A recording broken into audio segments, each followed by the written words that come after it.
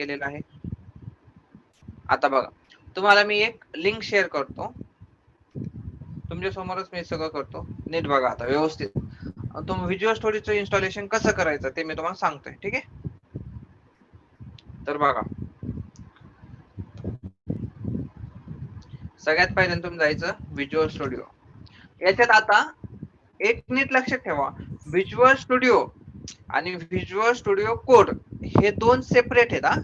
Visual studio आणि visual studio code हे दोन सेपरेट गोष्टी आहेत. तर आपल्याला काय इन्स्टॉल करायचं, आपल्याला व्हिज्युअल स्टुडिओ इन्स्टॉल करायचं. काय इन्स्टॉल करायचं, व्हिज्युअल स्टुडिओ. त्याची मी तुम्हाला प्रोसेस सांगतोय. सगळ्यात पहिल्यांदा काय करायचं, व्हिज्युअल स्टुडिओ डाउनलोड म्हणून जा, व्हिज्युअल स्टुडिओ म्हणा, कोड नाही, प्रॉपर व्हिज्युअल स्टुडिओ. मग व्हिज्युअल स्टुडिओची आयडी जी पहिली लिंक दिसेल तुम्हाला त्याच्यावरतीच जायचंय. मी तुम्हाला शेअर करतो लिंक. इथे तुम्हाला 3 ऑप्शन दिसतील.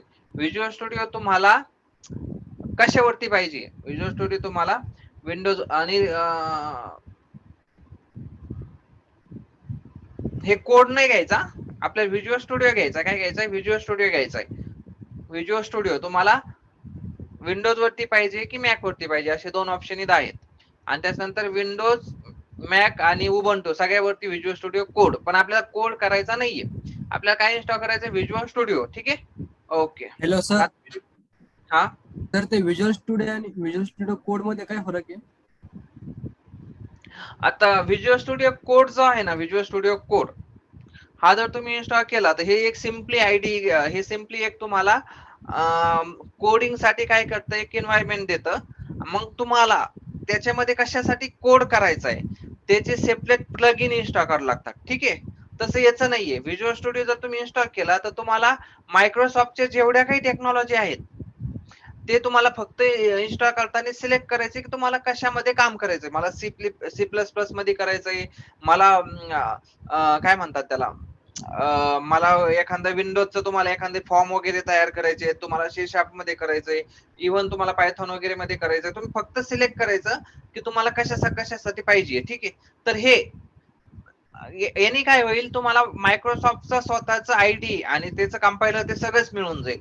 आणि व्हिज्युअल स्टुडिओ कोड जर केलं तर ते फक्त एक आयडी, ते फक्त एक काय होईल, एक तुम्हाला आयडी इन्स्टॉल होईल. पण त्यासाठी तुम्हाला प्लगइन मग सेपरेट इन्स्टॉल करावं लागतात. ते प्लगइन इन्स्टॉल करा, पुन्हा त्याचे कंपायलर इन्स्टॉल करा, हे सेपरेट प्रोसेस होते. त्यापेक्षा हे एकदाच इन्स्टॉल करा, तुमचं सगळं इन्स्टॉल झालेलं असेल. ठीक आहे, तर मग जेव्हा तुम्ही हे व्हिज्युअल स्टुडिओ वरती क्लिक करा तेव्हा तुम्हाला ते 3 ऑप्शन दाखवतं. बघा कोणते ऑप्शन दाखवतो, 3, की तुम्हाला कम्युनिटी एडिशन पाहिजे, प्रोफेशनल पाहिजे की एंटरप्राइज पाहिजे. ठीक आहे, कम्युनिटी पाहिजे, प्रोफेशनल पाहिजे की एंटरप्राइज पाहिजे. तर आता याच्यामध्ये फरक काय आहे, कम्युनिटी ही फ्री एडिशन आहे आणि जर तुम्ही प्रोफेशनल किंवा एंटरप्राइज वरती गेलात तर तुम्हाला त्याचे पे करावं लागेल, ते काय फुकट नाहीये. तर आपल्याला कम्युनिटी आपल्यासाठी इनफ आहे, तेवढं तुम्ही डाउनलोड करायचं. मग त्याची अशी एक फाईल डाउनलोड होईल. तर मी तुम्हाला काय करतो, याची लिंक शेअर करतो. बघा, याची शेअर करता आली तर याची करतो डायरेक्ट कॉपी लिंक ऍड्रेस. ठीक आहे, याची आली आहे. मी तुम्हाला ही लिंक शेअर करतो, ती व्यवस्थित घ्या.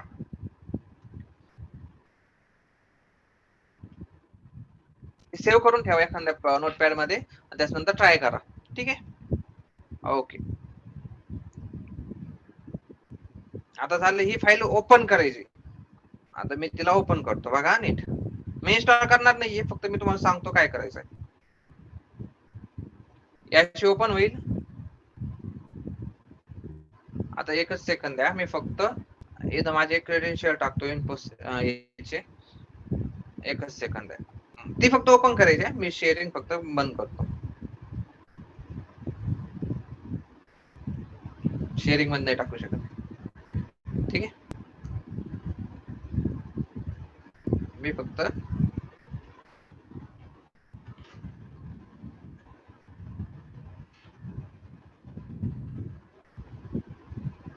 एकच सेकंद आहे. तुम्हाला ते तसं काही विचारणार नाही. तुमचा पर्सनल, तुम्हाला ते ना युजर नेम पासवर्ड असं काही विचारणार नाहीये.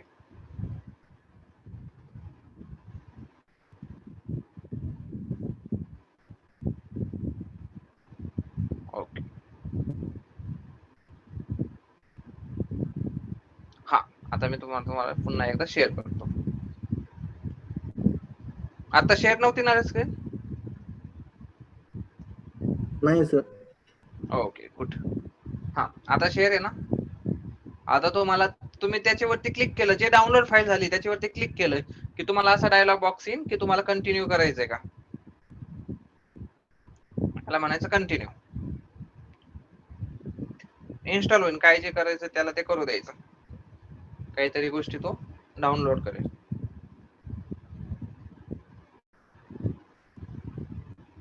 ठीक आहे.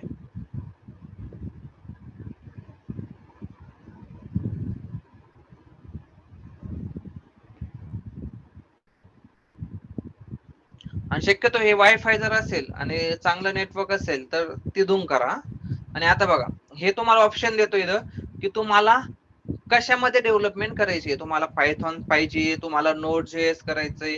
नोड.js साठी मोस्टली लोक कोड हे व्हिज्युअल स्टुडिओ कोड वापरतात, पण ठीक आहे ते नाही आपल्याला. तुम्हाला ASP.NET मधून वेब डेव्हलपमेंट करायचंय, तुम्हाला Azure मध्ये डेव्हलपमेंट करायची, हे सगळे मायक्रोसॉफ्टच्या टेक्नॉलॉजी येतात पायथॉन सोडून, नोड सोडून. त्याच्यानंतर तुम्हाला .NET मल्टी प्लॅटफॉर्म ऍप्लिकेशन वापरायचंय, म्हणजे MAUI वापरून एकच ऍप्लिकेशन मल्टिपल प्लॅटफॉर्म वरती रन होईल. किंवा तुम्हाला .NET डेस्कटॉप ऍप्लिकेशन तयार करायच्यात, म्हणजे काय WPF वापरून, विंडोज फॉर्म वापरून, कन्सोल ऍप्लिकेशन वापरून, पण कोणती लँग्वेज, C# किंवा व्हिज्युअल बेसिक किंवा F# किंवा .NET फ्रेमवर्क. ठीक आहे, आपल्याला .NET फ्रेमवर्कचं काही लागत नाही. किंवा तुम्हाला डेस्कटॉप डेव्हलपमेंट करायची आहे C++ युजिंग, म्हणजे काय modern C++ apps using tool and your choices including MSVC, CLang, CMake, MS Build. हे तुम्हाला यूज करायचंय की तुम्हाला युनिव्हर्सल विंडोज प्लॅटफॉर्म UWP म्हणजे काय माहितीये का, की विंडोजचे जेवढे असतात टॅबलेट वगैरे हे जे गोष्टी असतात ना, तिकडे ते सगळीकडे रन होतात. ते यूज करून करायचंय की तुम्हाला एक क्रॉस प्लॅटफॉर्म यूज करून, C++ चा यूज करून iOS, अँड्रॉइड साठी, विंडोज साठी ऍप्लिकेशन तयार करायचे. असे मल्टिपल ऑप्शन आहेत. पण आपल्याला काय लागतंय आणखी नेक्स्ट बघा, तुम्हाला गेम डेव्हलपमेंट करायची, तुम्हाला गेम डेव्हलपमेंट CPP मध्ये गेम डेव्हलपमेंट करायची, त्याच्यासाठी हे येतं. हे सगळेचे सगळे जर सिलेक्ट केलं ना, ज्याच्याकडे चांगली असेल ना ओएस, म्हणजे काय म्हणते नेट वगैरे, तर त्यांनी व्यवस्थित त्याला वायफाय वगैरे सगळं असेल ना, सगळं इन्स्टॉल करून ठेवलं तरी काहीच इश्यू नाही. कधी कधी तर तुम्हाला लागलं तर लागेल. पण सध्या आणि हे काही नाही, आता तुम्ही एखादं सिलेक्ट केलं, तुम्हाला वाटलं मला आणखीन काही सिलेक्ट करायचं, तर पुन्हा हे रन करून तुम्ही याला मॉडीफाय करू शकता, तोही इश्यू नाहीये. मग आता स्टार्टिंगला काय करायचं, फक्त एवढा चेकबॉक्स टिक करायचा. कोणता? फक्त एवढा चेकबॉक्स टिक करायचा, डेस्कटॉप डेव्हलपमेंट विथ C++. आपल्याला फक्त एवढंच करायचंय, डेस्कटॉप डेव्हलपमेंट विथ C++, फक्त एवढं क्लिक करायचंय. मग इथं तो ऑप्शन दाखवतो की तुम्हाला काय काय पाहिजे त्याच्यामधलं. तर बाय डिफॉल्ट जेवढं झालंय तेवढंच राहून द्या. त्याच्या व्यतिरिक्त विंडोज 11 SDK, विंडोज 11 SDK तुम्हाला पाहिजे असलं तर घ्या, नसेल पाहिजे नका घेऊ. C++ CLI सपोर्ट नाही, हा नकोय आपल्याला, हे पण नकोय, हे पण नकोय, हे पण नकोय, याच्यातलं काहीच नकोय. ठीक आहे, जेवढं काही डिफॉल्ट सिलेक्ट झालंय तेवढंच घ्या. तुम्हाला तेवढ्यासाठी किती जागा लागते? अराउंड 9 GB लागते बघा. किती? 9 GB. एवढं फक्त एकच ऑप्शन. आणि जर तुम्ही असे मल्टिपल केले तर ते साईज बघा किती होती, 30 GB. ठीक आहे, आपल्याला एवढं लागत नाही. आपल्याला काय लागतंय सध्या फक्त डेस्कटॉप डेव्हलपमेंट विथ C++. म्हणजे एवढं बघा, 10 GB पर्यंत तुमच्याकडं हे पाहिजे, काय स्पेस पाहिजे तुमच्या याच्यामध्ये पण, आणि तुमच्या नेटचा पॅक पण तेवढा पाहिजे. ठीक आहे, तर एक दिवसाचं तुम्ही नेट पॅक जर तुम्ही जिओचं वगैरे सिम कार्ड वापरत असला, 1 GB, 1.5 GB, 2 GB, तर एक एक्स्ट्रा रिचार्ज मारा आणि हे कम्प्लीट करा. हे आता इथं 2 ऑप्शन येतात, एक तर इन्स्टॉल करा किंवा इन्स्टॉल व्हाईल डाउनलोडिंग. म्हणजे हे पहिल्यांदा डाउनलोड होऊन इन्स्टॉल करायचंय की डाउनलोड होताच इन्स्टॉल करायचंय, कोणतंही सिलेक्ट करा. एकदा ते सिलेक्ट केलं की ते इन्स्टॉलेशनला स्टार्ट होईल. ते कम्प्लीट झालं की तुम्हाला एक असा ऑप्शन दिसेल, डेव्हलपमेंट कमांड प्रॉम्प्ट. काय ऑप्शन दिसेल? डेव्हलपमेंट CMD जरी टाकलं तुम्ही असं CMD, तर डेव्हलपर कमांड प्रॉम्प्ट हा ऑप्शन येईल. कोणता ऑप्शन येईल? Developer command prompt. तो मग आपण यूज करायचा आपल्या कंपाईल साठी, लिंक साठी. ठीक आहे, ओके. मी हे पुढे जाणार नाहीये कारण की मी हे काही इन्स्टॉल करणार नाहीये. तुम्ही हे करायचंय एवढी स्टेप आहे. इथून इन्स्टॉलेशन स्टार्ट करायचं, ते इन्स्टॉल होईल, नंतर रिस्टार्ट होईल, नंतर तुम्ही ते वापरू शकता. ठीक आहे. इन्स्टॉल झालं कम्प्लीट की फिनिश म्हणा, नेक्स्ट नेक्स्ट नेक्स्ट करायचंय, काही डोकं लावायचं नाही. नेक्स्ट नेक्स्ट नेक्स्ट कम्प्लीट करून द्यायचं, फिनिश म्हणायचं. इन्स्टॉलेशनला तो बऱ्यापैकी टाइम घेईन. 8 GB तुम्हाला डाउनलोड करून तो इन्स्टॉल करणार आहे. एक दोन तास पण जाऊ शकतात. काहींचं नेट जर स्लो असेल तर 3-4 तास पण जाऊ शकतात. आरामात करा. ठीक आहे. ओके. आणि हे झालं की तुमच्याकडे मग तुम्ही सी प्लस प्लस चे ऍप्लिकेशन आरामात करू शकता. सी प्लस प्लसच नाही तर तुम्ही विंडोजचे ऍप्लिकेशन सुद्धा आरामात करू शकता. ठीक आहे. आता आपण याला करू एक्झिट. ओके. आता मी आजच्या दिवस फक्त घेतो एक ऑनलाईन काम पाहिला.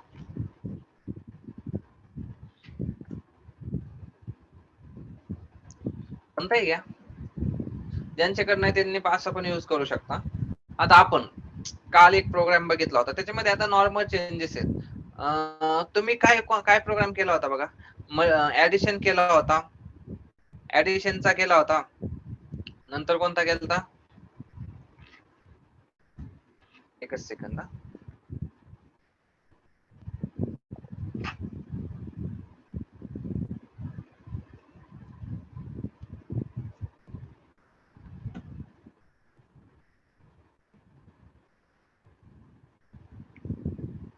ठीक आहे. तर काल आपण काय काय बघितले, 4 प्रोग्राम बघितले होते. पहिला म्हणजे ऍडिशनचा, त्याच्यामध्ये कोणाला काहीच इश्यू आला नाही. नंतर आलता सबट्रॅक्शनचा, ऍड केलतं, सबट्रॅक्ट केलतं, मल्टिप्लाय केलतं आणि फोर्थ डिव्हिजन केलं. बरोबर. हे 3 पर्यंत काहीच इश्यू आला नाही. पण इथं बऱ्याचशा लोकांना इश्यू आला. तर काय इश्यू आला, त्यांनी काय केलं माहितीये का, पॉइंट नंतर जे द्यायला पाहिजे होतं, म्हणजे तुम्ही जर असं केलं, म्हणजे आपलं नॉर्मल कॅल्क्युलेटर जर तुम्ही घेतलं कॅल्क्युलेटर, तर हे काय करतं, नीट बघा. आता समजा मी त्याला जर 2 व्हॅल्यू दिल्यात, 10/3 जर दिलं, तर तुम्हाला सगळ्यांना आउटपुट काय आलं, 3च आलं. 0.3 हे आलंच नाही. एक डिजिट तरी द्यायला पाहिजे होता त्यांनी. 0.3, 0.33 काहीतरी द्यायला पाहिजे होतं, पण त्याने ते दिलेलं नाही. का असं झालं, तर तेच आपल्याला बघायचं. ठीक आहे. तर 11 डिवाइड बाय 3 किती येत आहे, 3.6. बरोबर. 666 येत आहे. इथं काहीतरी द्यायला पाहिजे होतं. 3.666 आहे, म्हणजे इथं 3.7 जर तुम्हाला 2च डिजिट घ्यायचे, असं काहीतरी द्यायला पाहिजे होतं, पण त्याने असं काही दिलेलं नाहीये. आणि तुम्हाला फक्त आउटपुट काय आलं, 3. असं का झालं. बरोबर. सगळ्यांना हे ऑब्झर्व झालेलं आहे ना.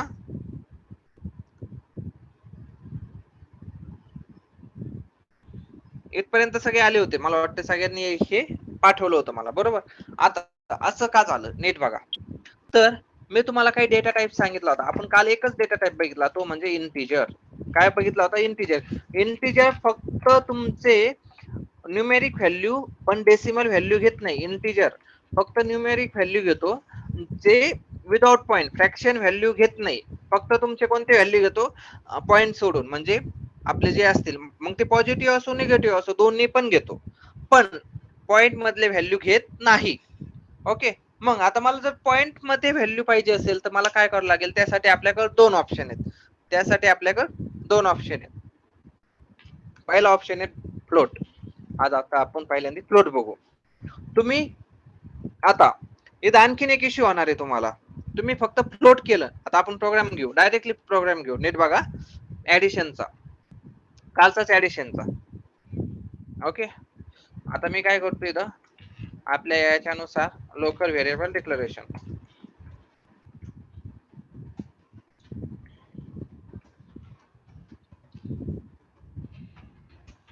इथं मी 2 व्हेरिएबल घेतो, इंटिजर num1, num2. ठीक आहे. इंटिजर सम. ओके. हा.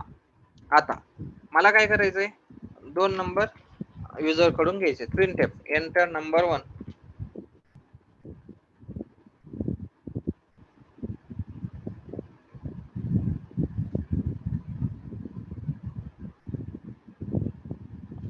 काय झालं, एकच मिनिट.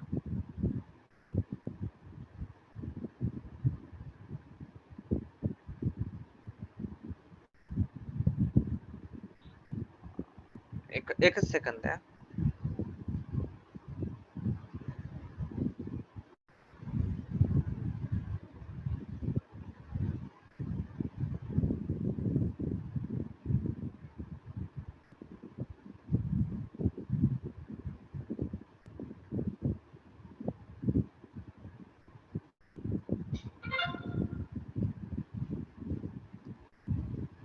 Okay, thanks. झालं.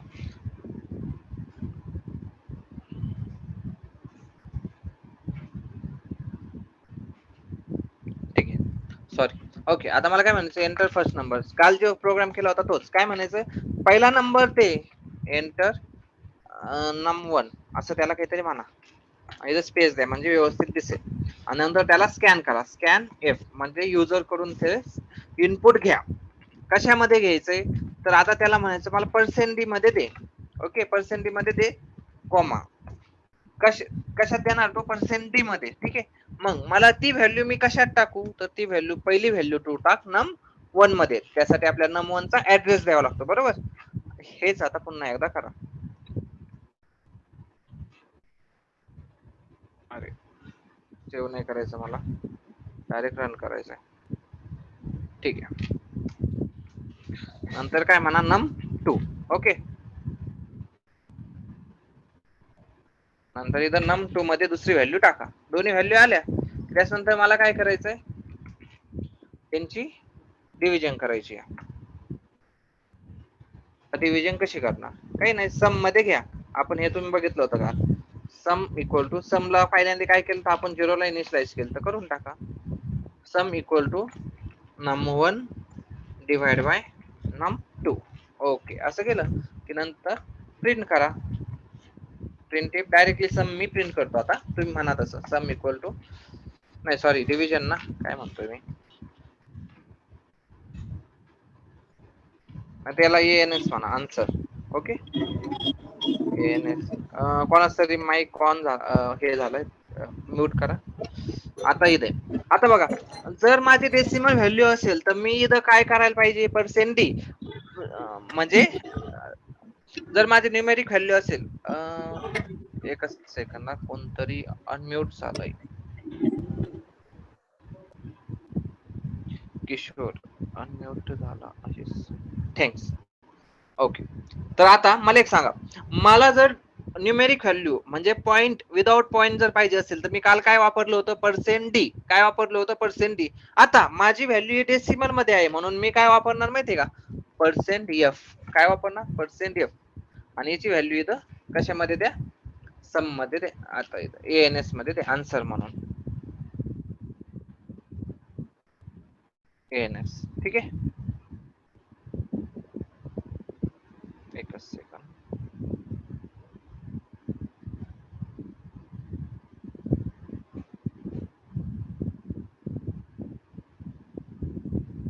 ओके, हा, आता याला काय करू आपण, रन करू.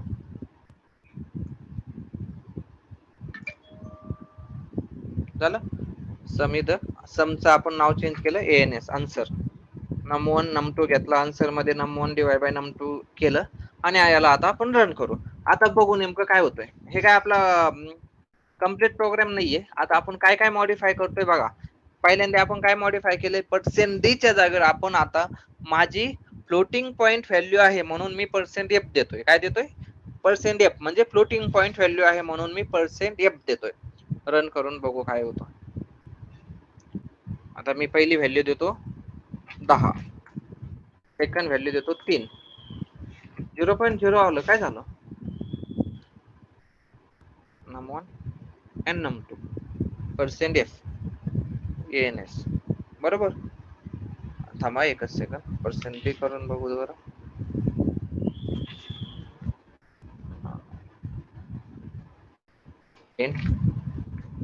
हा 3 येते, बरोबर. पर्सेंट एफ म्हणलं तर तो काय देतोय, नीट बघा, हे आपलं काल इथपर्यंत सगळ्यांचं आलेलं आहे. 10 दिलंय, 3 दिलंय, तुमचं 3 आलंय, 3.33 आलेलं नाहीये. पण मी माझ्या प्रोग्राम मध्ये आता पर्सेंट एफ केलं. मी त्याला म्हणतो, अरे माझी डेसिमल व्हॅल्यू नाही, माझी फ्लोटिंग पॉइंट आहे, तरी सुद्धा तो मला आन्सर देत नाहीये. तर याच्यासाठी फक्त तुम्हाला ही व्हॅल्यू चेंज करून जमणार नाही, आणखीन कोणती व्हॅल्यू चेंज करायला पाहिजे ते सांगतो. नीट बघा आता, ते महत्वाचं आहे. किती पॉईंट देतोय बघा तो, 3 3 आणि 3 6. आफ्टर पॉईंट 6 व्हॅल्यू आहेत. आता नीट बघा, तर तुमचं आता आपण हा प्रोग्राम नीट बघत जाऊ. नेमकं कुठं इश्यू येतोय तुम्हाला, नीट बघा. आता माझी num1 ची व्हॅल्यू डेसिमल आली, ठीक आहे. माझी num1 ची व्हॅल्यू डेसिमल आली, माझी num1 ची व्हॅल्यू डेसिमल आली, माझी num1 ची व्हॅल्यू ही डेसिमल आली. म्हणजे किती आली, 10. मी num1 ची व्हॅल्यू 10 टाकली. इथं काही इश्यू आहे का, नाही, कारण मी num1 मध्ये घेतली. नंतर मी num2 मध्ये किती व्हॅल्यू घेतली, 20 व्हॅल्यू घेतोय, सॉरी 3 घेतोय. इथं 10 आली, इथं 3 आली. आता नीट बघा, आता इथं महत्वाचं आहे, माझी पहिली व्हॅल्यू इंटिजर आहे, दुसरी व्हॅल्यू इंटिजर आहे. पहिली व्हॅल्यू इंटिजर आहे, दुसरी व्हॅल्यू पण इंटिजर आहे, आणि यांच्यामध्ये मी डिव्हिजन करतोय. मग डिव्हिजनचा असा रूल आहे, जर तुमच्या दोन्ही व्हॅल्यू जर इंटिजर असेल तर तो इथेच त्यांचं दोन्हींचं काय डिव्हिजन काय करतो माहितीये का, डेसिमल मध्येच करतो. म्हणजे तुम्हाला फक्त ह्या आन्सरचं इंटिजर तो फ्लोट करून जमणार नाही, तर तुम्हाला सगळ्यांचं फ्लोट करावं लागेल. म्हणजे तुम्हाला सगळ्यांची व्हॅल्यू काय करावं लागेल, फ्लोट करावं लागेल. मग आता कशी करायची, काही नाही, फक्त इंटिजरच्या जागेवर फ्लोट म्हणा. बाय लॉ तुमच्या आन्सर मध्ये फक्त फ्लोट पाहिजे होतं, पण num1 आणि num2 यांचे पण तुम्हाला फ्लोट का करावी लागली, याला आपण इंटिजर घेऊन बघू. बघा नीट, मी आता याला इंटिजरच ठेवतो आणि यांना फ्लोट करतो.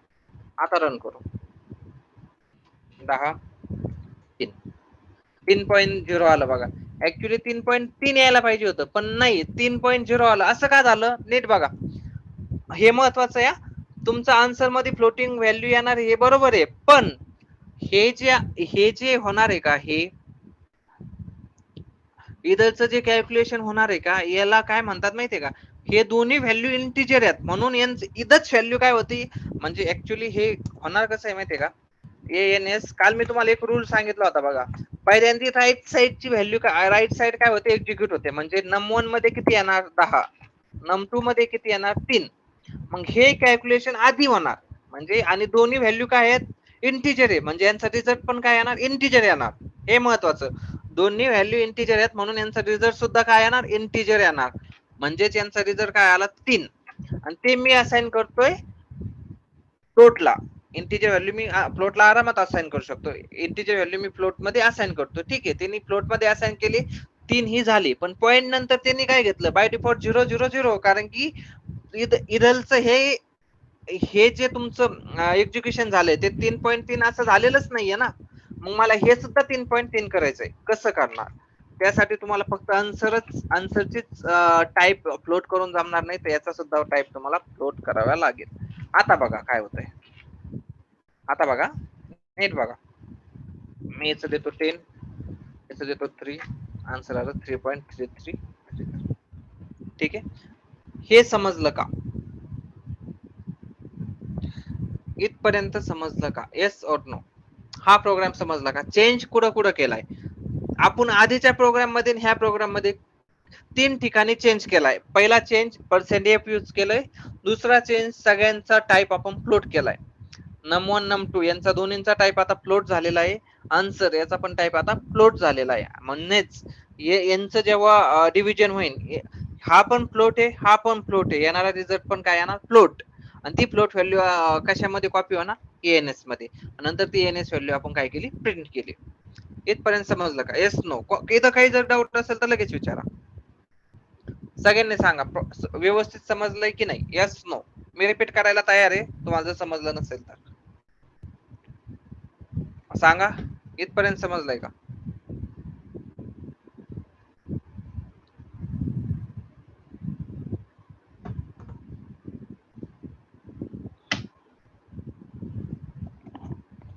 यशला समजलंय, आणखीन बाकीच्यांना. एकाला जर समजलं नसेल तर मी रिपीट करतो, प्रॉपर पुन्हा एकदा सांगतो. अच्छा, प्रियांकाला नाही समजलंय, बाकीचे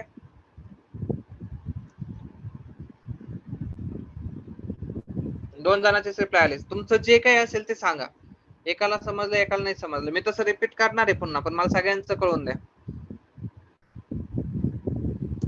स्कॅनएप मध्ये थांब.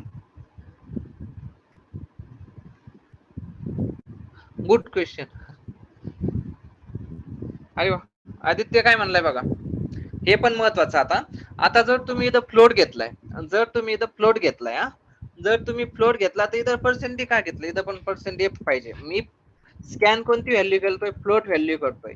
तर ऍक्च्युअली इंटिजरचं फ्लोट मध्ये आरामात कन्व्हर्जन होतं, म्हणून तुम्हाला इथं काही एरर आला नाही. पण जर तुमचा टाइप फ्लोट आहे तर इथं पण तुम्ही फ्लोटच द्यायला पाहिजे. ठीक आहे, मग इथं फ्लोट द्या. इथं पण एफ, इथं पण एफ. म्हणजे हा माझ्या लक्षात आलं नव्हता बघा, त्यांनी चांगलं गुड. त्यांनी हे म्हणजे आता आपण कोणकोणते चेंज केलेत. पहिला चेंज तर पर्सेंट एफ इदालचा. पहिलं तर सगळ्यात पहिला वरून जर बघत गेलो तर सगळ्यात पहिला चेंज म्हणजे आपण इंटिजर, आपल्याला आता फ्लोटिंग पॉइंट मध्ये जर आपला आन्सर येणार आहे तर सगळ्यांचा टाइप फ्लोट मध्ये आपण कन्वर्ट केला. तिन्हींचा पण टाइप आपण फ्लोट मध्ये कन्वर्ट केला. नंतर स्कॅनएफ ला आपण काय म्हणलं, आता माझी फ्लोट व्हॅल्यू आहे म्हणून पर्सेंट एफ ही value, percent F value scan कर. आता जर तुम्ही इथं 10.123 असं जर काहीतरी दिलं असतं, आता आपण इथं डेसिमल व्हॅल्यू दिल्या म्हणून काही इश्यू आला नाही. पण जर तुम्ही 10.123 अशी काही व्हॅल्यू दिली असती तर पर्सेंट डी मुळे ते काय झालं असतं, त्यांनी पॉईंटच्या नंतरचं काही घेतलंच नसतं, फक्त 10 व्हॅल्यू घेतली असते. समजतंय? बाय लॉ तुम्ही 10 दिलं म्हणजे 10 पॉईंट काय आहे 0, 3 पॉईंट काय आहे 0, बरोबर. म्हणून त्यांनी ह्या इथे आपल्याला ते प्रॉपरली वर्क झालं. पण तसं नाही पाहिजे, पर्सेंट एफ करा इथं. पहिला यांचा टाइप इंटिजर टू फ्लोट करा. दुसरा स्कॅनएफ मध्ये पर्सेंट डी चं पर्सेंट एफ करा. इथं पण पर्सेंट डी चं पर्सेंट एफ करा आणि नंतर तुमचं आलेलं आन्सर ते पुन्हा पर्सेंट एफ मध्ये प्रिंट करा. ठीक आहे, इथपर्यंत ओके. आदित्य तुला समजलं का मी काय केलं? ओके, योगिताला समजलंय, यशला समजलंय, प्रियांकाला नाही समजलंय.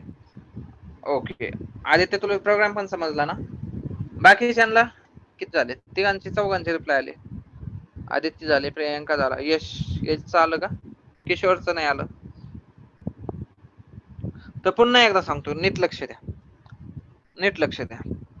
मला करायचंय काय सगळ्यात पहिल्यांदा, म्हणजे मला करायचंय काय, इथून आपण स्टार्ट करू. आता याची नीट बघा. मी पुन्हा एकदा तुम्हाला प्रोग्राम एक्झिक्यूट सांगतो. तर मला 2 नंबरची डिव्हिजन करायची आहे. जर मला माहित असेल की मला फक्त 15/3 करायचंय, मला समजा डायरेक्टली असं करायचं 10/5 असं करायचंय, 10/5 करायचंय, तर मी डायरेक्ट हे इक्वेशन माझ्या प्रिंटेपला पण देऊ शकतो. पण माझ्या ह्या दोन व्हॅल्यू फिक्स नाहीयेत. मी कोणताही नंबर दिला तरी तो मला मला डिव्हिजन त्यांनी करून दिली पाहिजे. म्हणजे कसं बघा, इथं कॅल्क्युलेटर जर ओपन केलं तुम्ही त्याला कोणता पण नंबर देऊ शकता ना, 14/63 असं काही पण देऊ शकता, काही देऊ शकता. ठीक आहे, ते नंबर एकच नंबर फिक्स नाहीये. असं मला पाहिजे की मी कोणतेही 2 नंबर दिले की त्यांचं मला काय डिव्हिजन त्यांनी करून दिली पाहिजे. मी कोणतेही 2 नंबर दिले की त्यांची डिव्हिजन मला माझ्या प्रोग्रामने करून दिली पाहिजे. तर त्यासाठी तुम्हाला कोणकोणते, आता बघा मी जर हा डिव्हिजन करायचं ठरलं तर इथं कोणकोणत्या गोष्टी आहेत ते नीट बघा. पहिला 52 ही एक व्हॅल्यू आहे, 63 ही एक व्हॅल्यू आहे, त्यांच्यामध्ये हे एक ऑपरेटर आहे आणि त्यांचा काहीतरी रिझल्ट आहे, बरोबर. कोणकोणत्या गोष्टी आता आहेत तिथं, हा त्यांचं हे माझं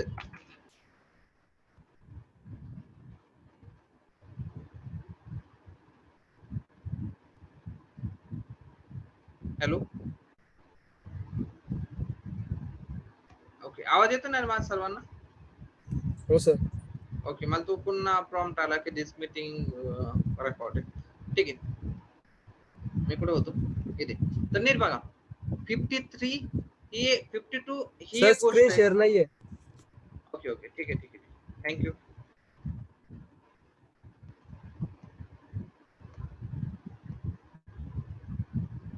आता दिसते का स्क्रीन? हो सर. तर नीट बघा आता, म्हणजे हे कॅल्क्युलेटर जर तुम्ही समोर ठेवलं तर 52 ही एक गोष्ट आहे, मध्ये काहीतरी ऑपरेटर आहे, म्हणजे तेच काय डिवाइड,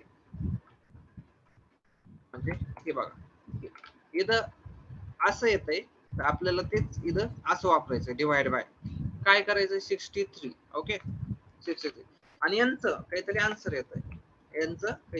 येतंय बरोबर. म्हणजे मला हे जर प्रोग्राम मध्ये करायचं असेल तर मला किती गोष्टी लागतायत, हे ठेवण्यासाठी एक, हे ठेवण्यासाठी एक आणि त्यांचा रिझल्ट घेण्यासाठी आणखीन एक काहीतरी बरोबर. ओके म्हणजे काय मला आता 3 गोष्टी लागतायत. मी याला काहीतरी नाव दिलं काही पण, याला मी म्हणलं N1 बरोबर. ऑपरेटरला नाव नसतं ते ऍज इट इज तुम्ही यूज करायचं, ते ऍज इट इज राहिलं. याला मी नाव दिलं N2 ओके. याला ना काय नाव दिलं मी N2 इक्वल टू ते पण तसंच आहे आणि येणाऱ्या रिझल्टला मी नाव दिलं ANS. पण आपल्याकडे हेच उलट करायचं असतं. हे कसं करायचं असतं उलट, आन्सर तुमचं असतं लेफ्ट साइडला, आन्सर तुमचा असतं लेफ्ट साइडला. नंतर तुम्हाला काय ऑपरेशन करायचं ते तुम्हाला द्यायचं असतं हे, म्हणजे हा पार्ट फक्त राईट इकडचा इकडे गेला आणि हा आन्सर इकडे गेला. म्हणजे इधरचा आधी हे एक्झिक्युशन आधी होतं ते ANS मध्ये स्टोर होतं. म्हणजे आता आपल्या प्रोग्राम आता बघूया ठीक आहे. आपण 1 बाय 1 बघू नेमकं काय झालं.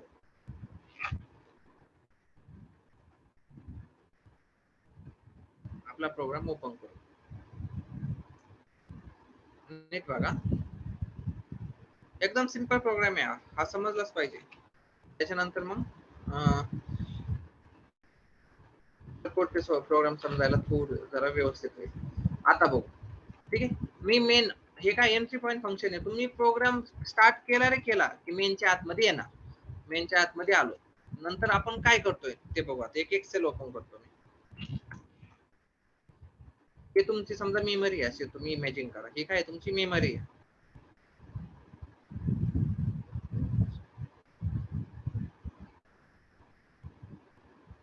ठीक आहे, ही तुमची काय मेमरी आहे, सगळी मेमरी आहे. ओके आता मी काय करतोय याला थोडस हे करतो. आता नीट बघा. ओके आलो. पहिल्यांदा मी काय म्हणतोय फ्लोट या num1 num2 आणि फ्लोट आन्सर हे 3 व्हेरिएबल मी काय केलेत इनिशियलाइज केलेत, म्हणजे डिक्लेअर केलेत. 3 व्हेरिएबल डिक्लेअर केलेत. मग आता ते डिक्लेरेशन त्यांचं लिहू. म्हणजे मेमरी मध्ये त्यांना तिन्ही व्हेरिएबलला जागा भेटणार आहे. तिन्ही व्हेरिएबलला जागा भेटणार आहे. पहिला आहे N1, दुसरा आहे N2, तिसरा आहे ANS.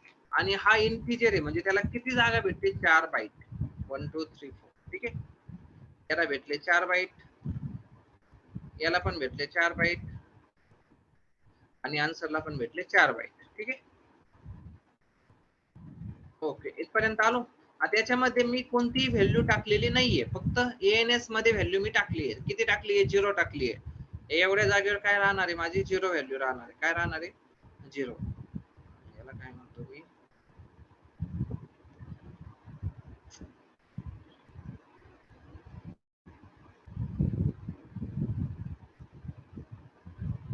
ओके इथं काय येणार आहे 0 व्हॅल्यू येणार आहे बरोबर. कारण की मी इनिशियलाइज कशाने केलंय 0 ने. पण ह्या दोन व्हॅल्यूला मी इनिशियलाइज केलेलं नाही, म्हणजे त्या कशा राहिल्या अनइनिशियलाइज राहिल्या. अनइनिशियलाइज राहिल्या म्हणजे काय त्यांच्यामध्ये आता काय व्हॅल्यू असेल, त्यांच्यामध्ये काही पण व्हॅल्यू असेल गार्बेज. याच्यानंतर याच्यावर आपण निवांत व्यवस्थित बोलणार आहोत. आता फक्त गार्बेज असते एवढं लक्षात ठेवा ठीक आहे. N1 मध्ये गार्बेज N2 मध्ये गार्बेज त्यांना मी वेगळा करायला देतो. हा N1 हा N2 ठीक आहे. यांच्यामध्ये काय आता गार्बेज व्हॅल्यू आहे. गार्बेज म्हणजे काय ते आपण नंतर व्यवस्थित बघू. सध्या फक्त एवढं नाव लक्षात ठेवा की गार्बेज असते. गार्बेज म्हणजे काय तुम्ही व्हॅल्यू दिली नाही, तुम्ही व्हॅल्यू दिली नाही तर मग तुम्हाला जो स्लॉट अलोकेट होतोय ना 4 बाईटचा, तिथे याच्या आधी जो काही प्रोग्राम आला असेल आणि तिथून त्याला जी काही व्हॅल्यू भेटेल ती काही पण व्हॅल्यू त्याच्यामध्ये असेल. म्हणजे तुम्ही जर ती पर्सेंटेज प्रिंट केली तर त्याच्यामध्ये तुम्हाला काहीतरी इंटिजर प्लस मायनस काहीतरी भेटेल ठीक आहे. अशी ती व्हॅल्यू ती आपली उपयोगीची नाही म्हणून त्याला म्हणायचं गार्बेज. ओके हा इथपर्यंत आलो. हे एवढं केवढ्याने मेमरी मध्ये एवढ्या गोष्टी फक्त ह्या 2 लाईननी झाल्या.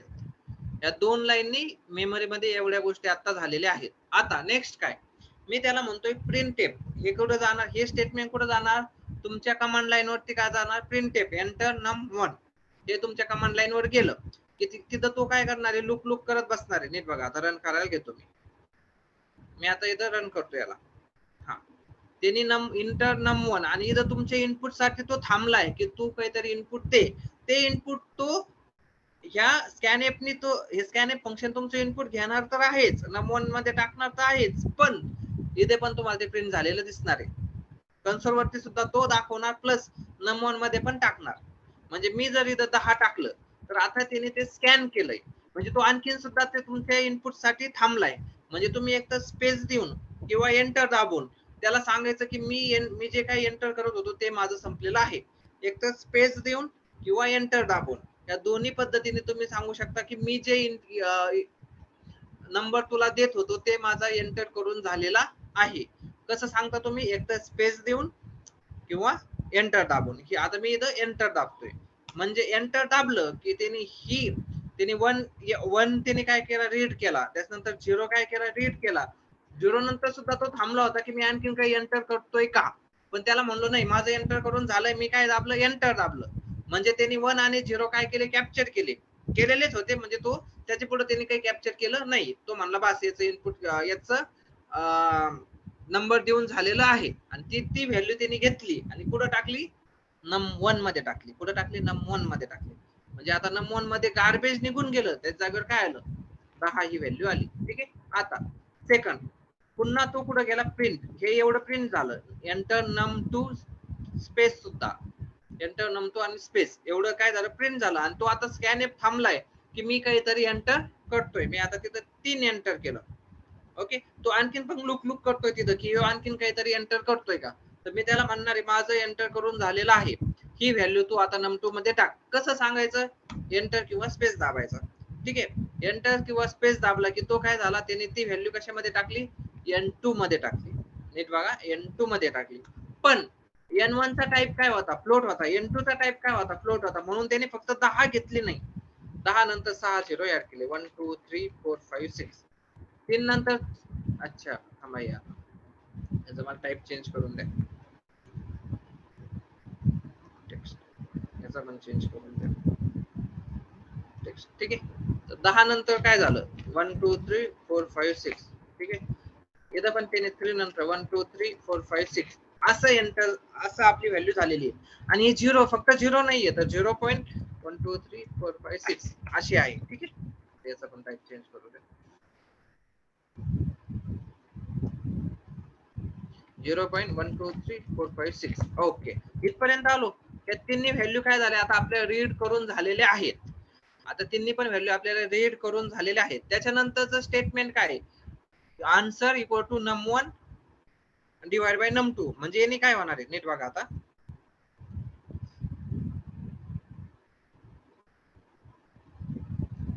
बघा, आता काय हे स्टेटमेंट महत्वाचं आहे. नीट बघा, आता आन्सर मध्ये आता व्हॅल्यू काय आहे, आन्सर मध्ये 0.00000 अशी व्हॅल्यू आहे. num1 मध्ये काय आहे, num1 मध्ये काय आहे, 10.1 2 3 4 5 6. हे ऑपरेटर तसंच. num2 मध्ये काय आहे, 3.0000000. आता पण इथं एक प्रोग्रामिंगचा एक रूल लक्षात ठेवा, की जर तुम्ही हे नाव राईट साइडला वापरलं, तुम्ही व्हेरिएबलचं नाव जर इक्वल टू च्या राईट साइडला वापरलं, इक्वल टू च्या राईट साइडला वापरलं, तर ती व्हॅल्यू फेच होते. आणि जर तुम्ही व्हेरिएबलचं नाव इक्वल टू च्या लेफ्ट साइडला वापरलं, तर ती व्हॅल्यू त्याच्यामध्ये कॉपी होते. म्हणजे काय, आता n1 ची व्हॅल्यू इथं फेच झाली 10 पॉईंट, म्हणजे याच्या जागेवर काय येणार, 10 पॉईंट ही व्हॅल्यू येणार. बरोबर, ही काय झाली, थोडक्यात ही व्हॅल्यू रीड, जर तुम्ही राईट साइडला वापरलं तर रीड होतं, लेफ्ट साइडला जर ते वापरलं इक्वल टू च्या तर त्याच्यावरती राईट होतं. म्हणजे हे कसं माहितीये का, या दोन्ही व्हॅल्यू इथं कॉपी होणार आहेत, num1 आणि num2 च्या जागेवर. ठीक आहे, पण ही व्हॅल्यू इथून रीड नाही होणार, हे नमच इथं काय राहणार आहे, हे नसच राहणार आहे. समजतंय तुम्हाला, इथं काय होतं, हे तुमचं काय होतं num1, इथं काय होतं तुमचं num2. हे लक्षात ठेवा, इक्वल टू च्या जर राईट साइडला व्हॅल्यू तुम्ही वापरल्या तर त्या रीड होतात, आणि इक्वल टू च्या लेफ्ट साइड मध्ये राईट होतात. आता तुमचं हे असं स्टेटमेंट झालेलं आहे.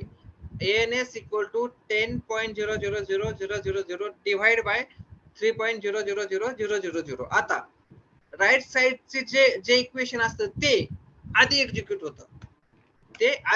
होतं, म्हणजे आता ANS इक्वल टू काय होणार 3.333333 असं होणार, बरोबर. ओके, नेक्स्ट काय होणार, नेक्स्ट ही जी व्हॅल्यू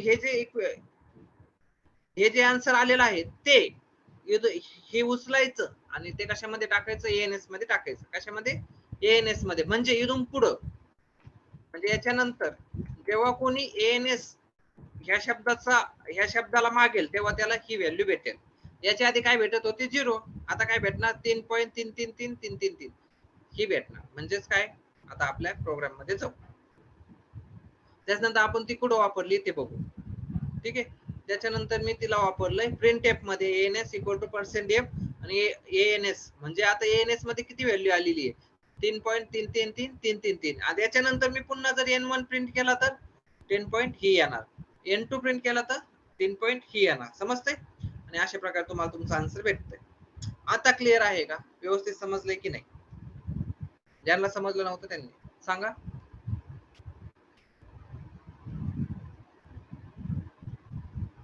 क्लिअर आहे का आता? प्रियंका, खास तुझ्यासाठी सांगितलं होतं रिपीट.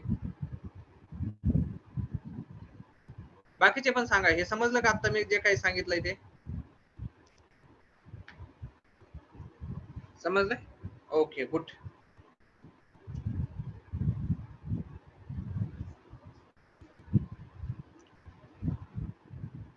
आता मी तर तुम्हाला सांगितलं की याला 4 बाईट असतात, इंटिजरला 4 बाईट असतात, याला 4 बाईट असतात, असं काहीतरी सांगितलं. पण प्रोग्रामिंग मध्ये मला हे जर बघायचं असेल की मी जे सांगतोय ते बरोबर आहे का, मी जे सांगतोय ते मला मी चेक कसं करणार. आणि OS टू OS म्हणजे OS to OS, architecture to architecture ह्या value change, OS to OS नाही म्हणताय ना, आर्किटेक्चर टू म्हणजे तुम्ही 64 वापरताय की 32 वापरताय की 16 बिट वापरताय, याच्यानुसार इंटिजरच्या व्हॅल्यू चेंज होतात. जर तुम्ही लेटेस्ट पुस्तक जर बघितलं तर त्याच्यामध्ये इंटिजरची साईज 2 बाईट दिसेल, ठीक आहे. पण आताच्या 32 आणि 64 मध्ये इंटिजरची व्हॅल्यू 4 बाईट आहे. किती आहे, 4 बाईट. मग हे कसं ओळखायचं कसं की माझ्या सिस्टीम मध्ये आता इंटिजरला किती बाईट अलोकेट होत आहेत. त्यासाठी एक ऑपरेटर लिहिलेला आहे, त्याचं नाव आहे साइज ऑफ. तर आता काय करायचं, हे तुम्ही हे करा, सगळ्यांनी एवढा चेंज तुम्हाला करता येईल. आता तुम्ही फक्त एक काम करायचं, आपले जेवढे काही मी तुम्हाला हे सांगितले होते डेटा टाइप्स तेवढ्यांना काहीतरी नाव द्यायचं, म्हणायचं इंटिजर num1, ठीक आहे, character CH dot F double D, असे 4. आपण आणखीन बऱ्याचशा गोष्टी बघणार आहोत, पण एवढंच फक्त काय करायचं बघायचं. आणि नंतर मला आता यांचं काय बघायचंय, साईज, प्रत्येकाची साईज किती आहे, माझ्या सिस्टीम मध्ये प्रत्येकाला किती बाईट अलोकेट होत आहेत ते मला बघायचं, ठीक आहे. ते कसं बघणार, इथं प्रिंटफचे स्टेटमेंट लिहायचे, प्रिंटफ मला इंटिजरची साईज बघितली. त्यासाठी ह्या स्टँडर्ड इनपुट आउटपुट मध्येच एक ऑपरेटर आहे. जसं आपण प्रिंटफ एक फंक्शन वापरतोय तसंच मी आता एक नेक्स्ट फंक्शन वापरतोय. त्याचं नाव काय माहितीये का, त्याचं नाव आहे साइज ऑफ. काय, साइज ऑफ. तर तुम्ही ते कसं द्यायचं बघा, नीट बघा आता. Size of integer equal to %d, okay. आणि इथं आता मी हे एक ऑलरेडी फंक्शन आहे, फंक्शन मध्ये फंक्शन कॉल करतोय, नीट बघा. साइज ऑफ कशाचा, इंटिजरचा. आता मला साइज ऑफ इंटिजर दे, ठीक आहे. तुम्हाला size of integer they, same मला सगळ्यांसाठी करायचंय. म्हणजे बघा, हे फंक्शन काय, हे एक फंक्शन आहे, फंक्शन प्रिंटफ हे एक फंक्शन आहे, साइज ऑफ हे एक फंक्शन आहे. साइज ऑफ फंक्शन इथून स्टार्ट होतंय, हे बघा, ओपनिंग ब्रॅकेट क्लोजिंग ब्रॅकेट, बरोबर. इंटिजर हे काय झाला, त्याचा इनपुट पॅरामीटर झाला. म्हणजे हे फंक्शन आधी एक्झिक्यूट होणार, इनर फंक्शन हे आधी एक्झिक्यूट होतात, इनर फंक्शन हे आधी एक्झिक्यूट होतात. म्हणजे हे फंक्शन आधी एक्झिक्यूट होणार, याचं आउटपुट इथं येणार आणि ते आउटपुट जे काय आलेलं असेल ते मग कोणाला जाणार, %d ला जाणार, बरोबर. असं आता मी मल्टिपल वेळा तिथं प्रिंट करतो 1 2 3 आणि 4. तर पहिल्यांदा इंट फ्लोट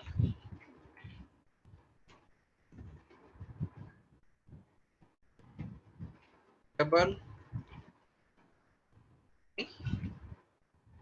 कॅरेक्टर. ठीक आहे.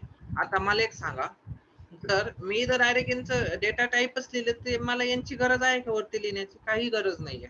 हे तुम्ही काढू पण शकता, पण आता मी सध्या ठेवतोय. ठीक आहे, आता तसेच ठेवतोय. तर मला आता सगळ्यांची साईज बघायची, इथं इंटिजरची, फ्लोटची, डबलची, माझ्या सिस्टीम मध्ये त्याला किती साईज आहे हे मला बघायचं, आणि इथं कॅरेक्टर सगळ्यांची मला साईज बघायची आहे. रन करा, तुम्हाला सगळ्यांच्या साईज दिसेल. अच्छा, आता आपण स्लॅश एन दिला नाही म्हणून सगळे एका पुढे एक आलंय. स्लॅश एन द्या, न्यू लाईन. ठीक आहे, एकदा रन करा. इंटिजरची साईज 4 आहे, फ्लोटची पण साईज 4 आहे, डबलची साईज 8 आहे बघा, डबल प्रिसिजन म्हणतात त्याला. आणि कॅरेक्टरची साईज 1 आहे, 1 byte, 4 byte, 4 byte, 8 byte, 1 byte. ठीक आहे. आता हे तुम्ही फक्त साईज ऑफ त्यांचे डेटा टाइप देऊन सुद्धा करू शकता, किंवा त्या व्हेरिएबलच्या नावाने सुद्धा देऊ शकता, घेऊ शकता. म्हणजे काय, नीट बघा आता. साईज ऑफला फक्त इंटिजर दिलं काय आणि त्याचा व्हेरिएबल दिला काय, मला सेम आउटपुट आलं पाहिजे. इथं मी फक्त 2 वेळा स्लॅश एन लिहितो म्हणजे तुम्हाला कळेल. आधी तर मी इंटिजर म्हणण्याच्या ऐवजी काय म्हणतो, num1. फ्लोट म्हणण्याच्या ऐवजी मी काय म्हणतो, f. डबल म्हणण्याच्या ऐवजी मी काय म्हणतो, d. कॅरेक्टर म्हणण्याच्या ऐवजी मी काय म्हणतो, ch. ओके, आता इथे num1 द्या, इथं फ्लोटचं काय द्या, f द्या. नंतर साईज ऑफ साईज इथं डबलचं काय द्या, d द्या. कॅरेक्टरचं काय द्या, व्हेरिएबल. इथं बघा, इथं मी डेटा टाइप दिले आणि इथं मी डेटा टाइपचे व्हेरिएबलचे नाव दिले, जे आपण दिले होते ते. रन करा, दोन्हींचं आउटपुट सेम आलं पाहिजे बघा. म्हणजेच काय, तुम्ही व्हेरिएबलचं नाव सुद्धा देऊ शकता किंवा डेटा टाइप सुद्धा देऊ शकता. दोन्हीनी सुद्धा, दोन्ही याच्यामध्ये तुम्हाला साईज ऑफ ऑपरेटर परफेक्टली काम करतं आणि तुम्हाला त्याची साईज काढून देतो. बघून घ्या, इंटिजरची म्हणा किंवा num1ची म्हणा सेम 4 4, फ्लोटची म्हणा किंवा f ची म्हणा 4 4, डबलची म्हणा किंवा d ची म्हणा 8 8, कॅरेक्टरची म्हणा किंवा ch ची म्हणा. हे काय, वरचे जे साईज ऑफ केलेले ते मी डेटा टाइप वरती केलेले आहेत, खालचे जे साईज ऑफ केलेले ते मी व्हेरिएबलच्या नावावरती केलेले. ठीक आहे. आता हा प्रोग्राम आज तुम्ही सगळ्यांनी ट्राय करायचा आहे घरी जाऊन. ओके, इथपर्यंत सगळ्यांना समजलंय का? काही डाऊट आहे का? हे एकदा व्यवस्थित बघा, काही कशातही काही डाऊट असेल तर मला विचारा. एकदा प्रोग्राम बघून घ्या. आणि ज्यांच्याकडे लॅपटॉप मशीन वगैरे नाहीये त्यांनी ही साईट वापरू शकता, काही इश्यू नाहीये. तर हे आज समजलंय का, मी जे काही घेतलं ते साईज ऑफ ऑपरेटर समजलं आहे का? साईज ऑफ ऑपरेटर समजला आहे का? पहिला एक्झाम्पल म्हणजे फ्लोटचा, दुसरा म्हणजे साईज ऑफ. व्यवस्थित समजलंय का सर्वांना? येस नो सांगा.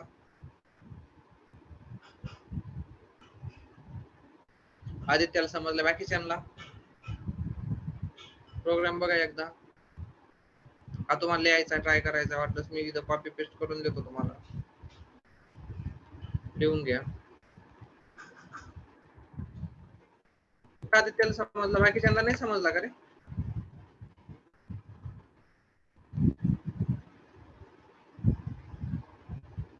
हा प्रोग्राम नाही समजला का? व्यवस्थित सांगा. साईज ऑफचा उपयोग काय होतो, त्याची साईज बघण्यासाठी.